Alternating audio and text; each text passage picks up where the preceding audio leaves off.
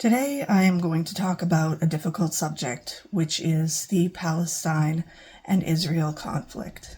I'm not using the word because I don't know what the algorithm allows with their filters, but that is what it is. I want to apologize if anybody has wondered, where am I? Why am I not saying anything? This is the video to explain that. To put it simply, I haven't felt like my voice is going to do a single damn thing. This is a decades-old, possibly millennia-old conflict going on, and unlike the other issues that I address on my page, it's not something personal to me. I've also been very open about having anxiety and depression, being medicated for those things, and feeling that that's the right thing for me, and that there's nothing to be ashamed of. And when the attack happened last fall, I was not in a place at all where I could address this. I was confused by what was happening, to be quite honest, and I didn't know what to say. I would rather keep my mouth shut and be thought of as a fool than to open it and remove all doubt. When I was in a mental and emotional place where I could do some research, the answer seemed very clear. I wasn't doing research because people were saying it was so complicated, but it's not complicated. It can be summed up in one word: colonization. One of the questions I really needed answering was, who gave Israel the right to take over the land that they're now occupying? All the big 2-ton gorillas in the world.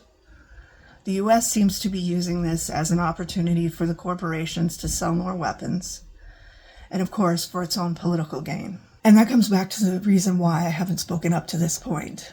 When I see people, my friends, my mutuals posting stuff about Palestine, in no way do I feel that they're doing anything wrong. But when I thought about posting about it, because it wasn't something that directly impacted me, I felt like I was just riding the wave of the next trend of outrage. So I just want to be clear. I was not thinking about that towards anyone. I was being an imposter in my own self. I am adamantly pro-Palestine, and I am adamantly anti-Semitism. Zionism is not Judaism. It is not the belief of the Jewish people. The Jewish people are being used once more by those in power for their own political agenda at the sake of individual lives. But again, we are witnessing in real time, and that's not something that any of us should feel comfortable with. I don't have a lot of money. I don't have a lot of influence. There's not a lot I can do. And I feel like most of you who are watching this video probably feel the same way. And so I am in solidarity with you, feeling like we're watching something we can't look away because it is too awful to push aside the pain of what those people are suffering. But there's also very little we can do. And so I affirm myself and all of you. Sometimes we just have to feel how small we are in the universe and do what little we can. And for me, this video and some upcoming videos in my New Testament series, I touch on this. When you have been wronged, it's very normal and natural to want revenge.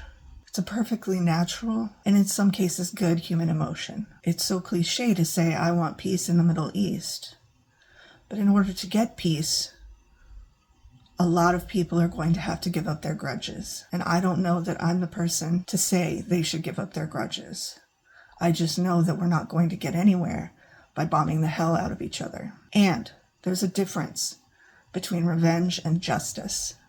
There's a lot of justice that's needed right now for a lot of people.